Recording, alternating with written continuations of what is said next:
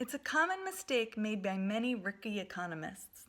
We learn about the law of supply and demand and how Adam Smith's hidden hand organizes and coordinates markets faster, more accurately, and more efficiently than any central planner ever could.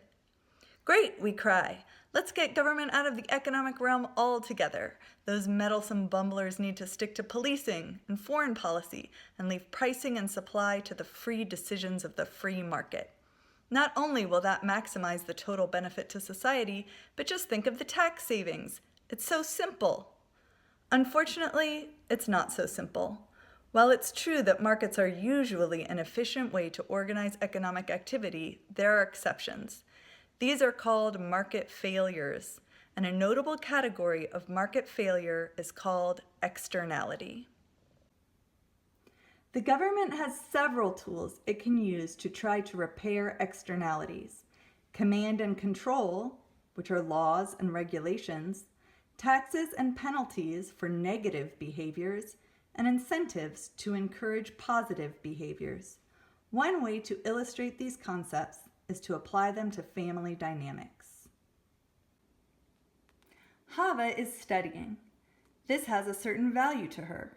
The impact on her future earnings, the pleasure of learning, and parental and teacher approval, minus the opportunity cost of foregoing watching TV and texting with her friends. Based on her estimates of the costs and benefits, she is allotting a certain amount of time to it.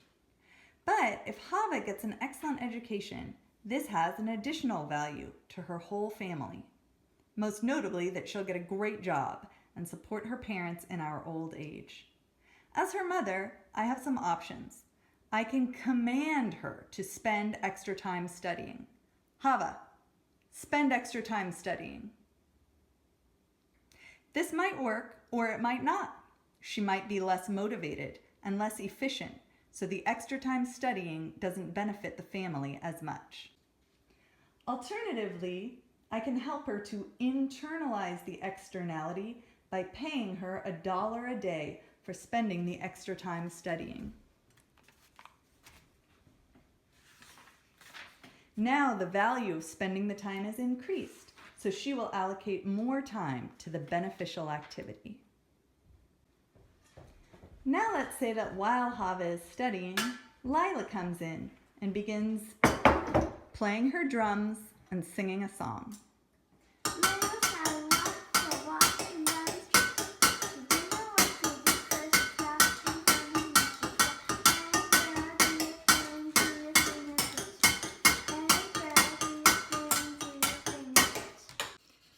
This activity has a certain value to Lila in terms of the joy of making a ton of noise. But it has a negative externality because it annoys Hava out of her mind and prevents her from studying. Because Lila does not directly bear this cost, she produces more than the socially optimal amount of noise. The Coase theorem states that if private parties can bargain without cost over the allocation of resources, they can solve the problem of externalities on their own. As the mother/government, I can take a step back and see if the girls can resolve this problem. Lila, since I got $1 for studying, then I'm going to give you 50 cents to go and ride your bike and leave me alone.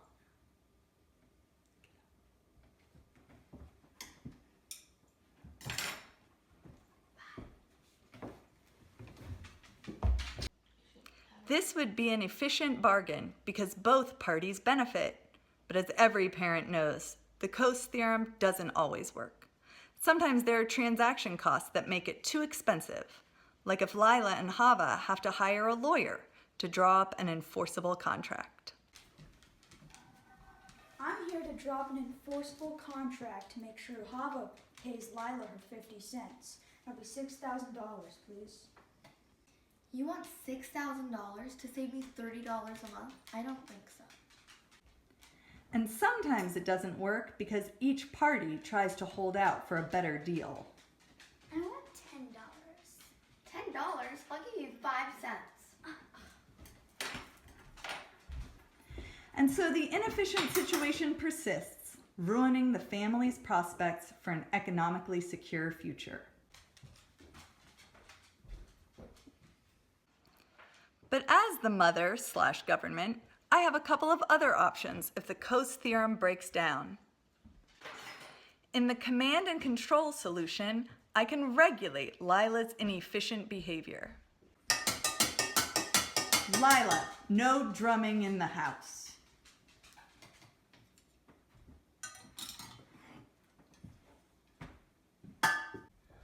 Or I can help Lila to internalize the externality.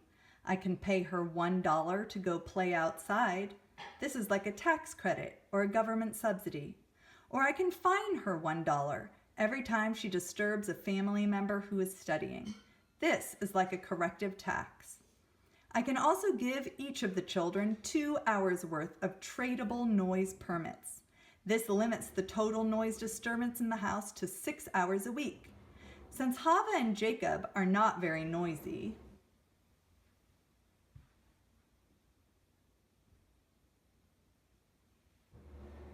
they may not need all of theirs. Then Lila will either stop making noise when her 2 hours are up or buy a noise permit from one of the others. The other children get the payment from selling their noise permits to offset the costs of being subjected to an extra hour of racket, which maximizes the benefit to overall family well-being. Command and control methods of regulation can seem burdensome. But each of these internalizing methods works by encouraging the individual members of the family to make rational choices in their own self-interest that also align with the overall well-being of the family. The best part about using market forces to correct the market failure is that it maximizes efficiency. While command and control methods like regulation can work, they may not arrive at the socially optimal outcome. By causing each member of the family, or the society, to internalize the externality, many problems can be resolved in an efficient way, without a stressed out parent or a central planner having to micromanage every interaction, leaving us free to enjoy a glass of wine in peace. Now that's a socially desirable outcome.